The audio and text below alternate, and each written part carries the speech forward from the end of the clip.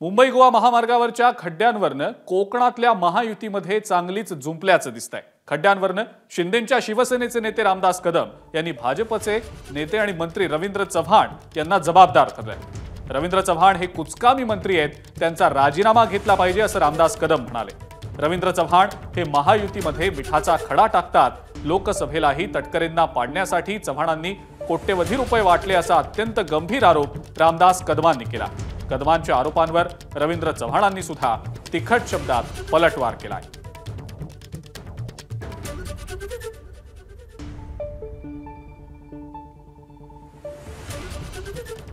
7 तारखेला गणपती आलेत, उत्सव आलाय, आम्ही पेणमधून सगळ्या गणपतीच्या मूर्त्या घेऊन जात असतो।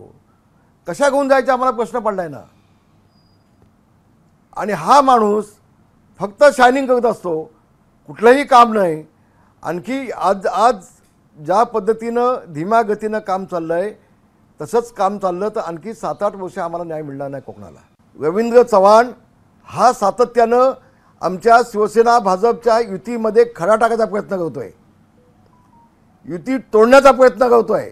मी आदरणीय मोदी साहेब, आदरणीय शहा साहेब, आदरणीय मोहन भागवतजी यांना एक 10 दिवसाच्या आधी मी पत्र पाठवलेत। माझं हेच तर म्हणणं आहे ना, ही चमकेचगिरी करण्यापेक्षा आम्हाला काहीतरी रिझल्ट हवा आहे। मुंबई गोवा महामार्ग कधी आमचा होणार आहे ते एकदा कधी तितकं स्पष्ट झालं पाहिजे ना। तुझ्याला काम होत नसेल, तुझ्यात कुवत नसेल, राजीनामा दे आणि बाजूला हो ना। मग लोकसभेच्या निवडणुकीमध्ये देखील तटकरेंना मदत न करता आनंद गीतेंना मदत करण्याचं पाप ह्या चव्हाणांनी केलेलं आहे। यांनी पैसे वाटले, दापोली मतदारसंघामध्ये चव्हाणांनी कोट्यावधी रुपये वाटले तटकरे निवडून येऊ नये म्हणून। माझ्याकडे सगळे पुरावे माझ्याकडे आहेत।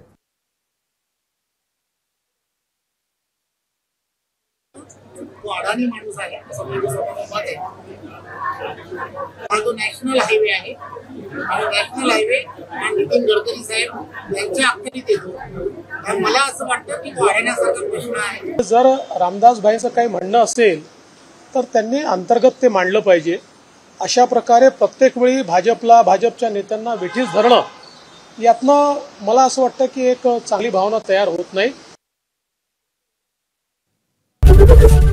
एबीपी माझा, उघडा डोळे बघा नीट।